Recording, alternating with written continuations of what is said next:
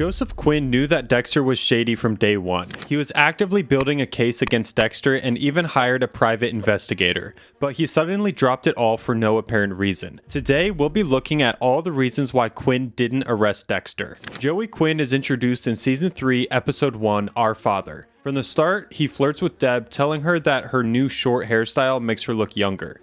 At first, Deb tries not to give him any attention, but later on, we see the start of a romantic relationship between them. On the other hand, Quinn's relationship with Dexter throughout the show is complex. At first, he tries cozying up to him, but Dexter blocks any attempt at friendship. Then, all hopes of being buddies with Dexter are thrown out the window when Dexter mishandles a case that Quinn is working on in Season 4, Episode 1, Living the Dream. The case in question was the one involving Benito Gomez, a boxer who brutally beats people to death. Gomez was so brutal that he beat a guy to the point that his cheekbone broke and his eye got pushed out of its socket. Gomez did 5 years for beating his girlfriend so bad even her dentist had a hard time with the idea. Gomez, without a doubt, is an absolute monster, and Quinn really wanted him brought to justice. But Dexter's slip-up in court let Gomez walk free, and Quinn was pissed. This led to tensions between them that only got worse from that point. Quinn begins a temporary truce with Dexter when he sees him take money from a crime scene in Season 4, Episode 3, Remains to be Seen. Desperate to keep his secret, he tries to sweeten Dexter but is unsuccessful. I'll elaborate on this later on in the video. Back in Season 4, Episode 1, we see the death of the Trinity Killer's first on-screen victim, Lisa Bell. LaGuerta tells Quinn, Deb, and Dexter to head to the crime scene. After a quick examination of the crime scene, Quinn steps out of the victim's house and gets approached by a reporter named Christine Hill. Christine is bold and assertive, firing at Quinn with questions without hesitating. Then she bled out. Women pretty much only do one or the other. Do me a favor, you break this case before we do, give me a call. Quinn is impressed and obviously interested in her, although he briefly finds it suspicious that she knew the victim's name before an official statement was given. At the time, he didn't know how big of a mistake he was making. Christine was a conniving and manipulative woman who only used Quinn as a way to get information. Every time Quinn got in trouble for giving her information, he would try to set boundaries between them. But Christine would take advantage of his attraction to her and cross those boundaries over and over again. As the investigation of the Trinity Killer progressed, a shootout involving Deb and Special Agent Lundy leaves the former injured and the latter dead. Christine asks Quinn to get Deb to do an interview about the shooting. Quinn protests, saying that Dexter doesn't like him and wouldn't like the idea, so he'd rather not go there. Christine insists on getting the interview with Deb and begins to seek her out in person.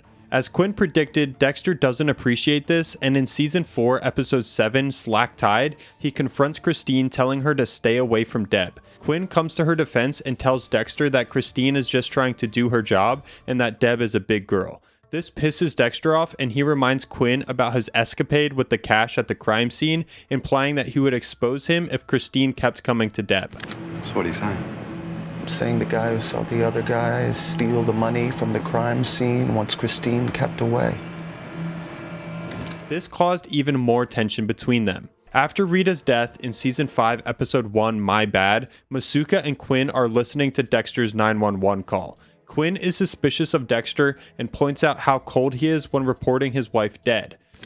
Right, that's enough. He obviously is in shock. His wife just died. He's submitting a lab report. Seriously, the next door neighbor, the guy with the, forehead, he was more broken up about Rita than Dexter was. Later on, Deborah and Quinn sleep together, and while Deb tries to block the memory out, Quinn is already halfway in love with her. Their relationship blossoms eventually, but one major hindrance to their love is Quinn's suspicion of Dexter. Since Deborah makes it clear that any criticism towards her brother would end their relationship, Quinn backs off Dexter, at least to the best of Deb's knowledge. He continues his investigation of Dexter, but at some point starts having second thoughts because of his feelings for Deb. Though, that's not the only reason why he never arrested Dexter.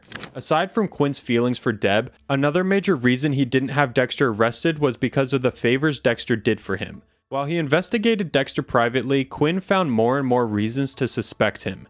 As his investigations progressed, Quinn found incriminating evidence that could have put Dexter back on the FBI's radar. First was the composite made of Kyle Butler, Arthur Mitchell's pal. Since Arthur Mitchell, the Trinity Killer, had disappeared, the only lead that investigators had was Kyle Butler. They have a composite sketch made of him, and it ends up on Quinn's table. After careful examination, Quinn sees the similarities between Dexter and the person in the sketch, but he doesn't want to destroy his relationship with Deb in case he is wrong, so he secretly tries to get in contact with Trinity's family to see if they can confirm that Dexter is Kyle Butler. Listen, is there any chance I could talk to the Mitchell family? The Mitchells are in a safe house, first stop before witness protection. Just want to show them a photo. Take 5 minutes. In Season 5, Episode 3, Practically Perfect, he calls his buddy Ray Walker, who also happens to be the new FBI agent investigating the Trinity killer's case. Quinn asks Ray to arrange for him to meet with Trinity's family to see if they would confirm his suspicions. Ray says he tried, but the meeting doesn't happen in the end. In Season 5, Episode 4, Beauty and the Beast, Quinn asks Ray for the same favor but still doesn't get what he wants. He takes matters into his own hands, follows Ray's car, and finds the location of Mitchell's safe house. Later on, he follows Jonah Mitchell into a convenience store and uses the opportunity to question him, but it doesn't end well. I think I know who Kyle Butler is. Do you recognize this man? What do you want to know? Is this Kyle Butler? Hey, back away! Back away! Cop, it's okay. Jonah was probably unsure of the situation and didn't tell him anything. Of course, La Guerta finds out and suspends him. She tells him that he's lucky she didn't terminate him and that no one wants to hear his theories. But Quinn saw the slight look of recognition on Jonah's face when he saw Dexter's picture. A suspension was not going to stop his mission. He was even more determined to find out more about Dexter. So he teams up with his former colleague and fellow dirty cop, Stan Liddy. Quinn and Liddy's partnership doesn't go as planned. At first, they are a pair of hounds on a mission to sniff out Dexter's secret. Liddy looks at Dexter's clean records and concludes that it's too clean. Just tell me what you found out on Dexter Morgan. Well, your boy's squeaky clean on paper. I tell you, it's all too neat and a little too phony. He finds out that Lumen Pierce is staying at Dexter's former house. After telling Quinn about Lumen, Liddy is not happy when he doesn't get the response he wants from Quinn.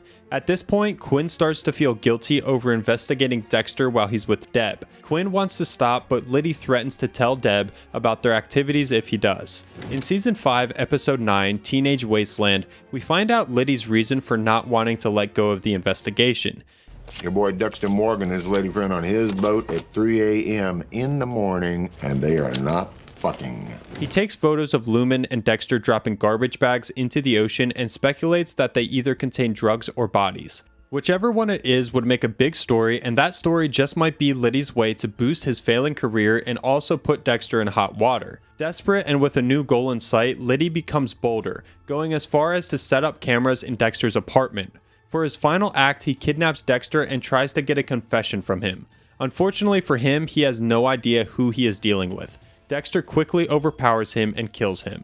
Quinn arrives on the scene but can't find Liddy. He leaves frustrated but has no idea that a drop of Liddy's blood dripped on his shoe.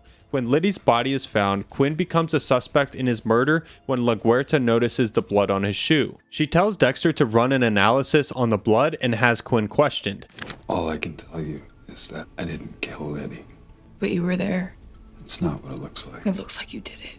Not only was the drop of blood on his shoe suspicious, but their frequent calls to each other made Quinn a person of interest. But of course, Quinn refuses to talk about the nature of his relationship with Liddy because he knows that Deb would get hurt if that information came to light.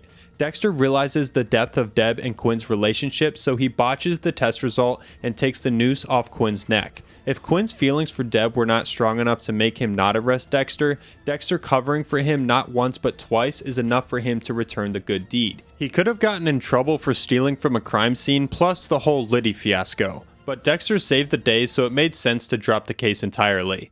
Though still, there's one more peculiar reason why Quinn didn't arrest Dexter. Quinn is hands down the character with the most self-preservation. Out of the 3 cops who suspected and investigated Dexter, only Quinn made it out alive, and it was because of one simple reason. He was self-serving. Let me explain. The other 2 cops who looked beyond Dexter's facade were of course Dokes and La Guerta. For Dokes, hunting down Dexter was all about scratching an itch until he was satisfied. He saw this weird lab geek doing and saying questionable things and going to suspicious places and felt the need to solve the problem. Dokes was curious about what he would find at the end of the tunnel that was Dexter. After the whole ice truck killer fiasco, he sensed the connection between Dexter and the serial killer. He pursued relentlessly, and while we can't say the extent of his suspicions, we do know he was driven by a sense of justice. He wanted to know what Dexter was hiding, and if it affected the general public in any way, Dokes was ready to bust Dexter because he felt it was his job. When Dokes becomes a suspect, he gets a new motive for busting Dexter. He had to clear his name, and he took even greater risks to find out Dexter's secret, which ultimately led to his death. LaGuerta found herself in a similar position. When she revisited the case of the Bay Harbor butcher, her main goal was to clear the name of her friend and former lover, James Dokes. Her emotions were involved. It went beyond the need to catch the real Bay Harbor butcher, and her reluctance to let the case die got her killed. But our boy Joey was different. He didn't need to prove anything to anyone. He wasn't close to Dokes. In fact, Dokes was long gone before Quinn was transferred to homicide. He didn't have an overwhelming sense of duty. I mean, the guy was on the payroll of a criminal. Surely he had no issues looking away from things that didn't directly affect him. If there was any emotion involved at all, it would have been spite. After all, he was pissed at Dexter for a couple of reasons. Like, for example, in Season 4, Episode 3, Blinded by Light, Quinn complains about Dexter while Christine gives him a massage. It's obvious Quinn had a dislike for Dexter, and that was why he bothered with an investigation. By the time he realized how deep the waters were with Dexter, he backed out. Although I strongly believe that if Dexter and Quinn had been friends from the beginning, he never would have gone to the point of hiring a private investigator. Quinn was also smart. He saw a guy like Dexter who had single-handedly committed murders and knew not to mess with him. He saw what happened to his PI Liddy and how easily it could have been him in the trunk of his own car. Coupled with the fact that Dexter prevented him from being a suspect in the murder of Liddy, Quinn was many things, but he was not one to bite the hand that fed him. In summary, Quinn didn't find it hard to let go of the case because as much as he initially wanted to nab Dexter, he loved his life more. For all he knew, he could have ended up dead like Dokes, LaGuerta, and Liddy, and then justice would still not have been served. At least by being self-serving and playing dumb, he got to live longer.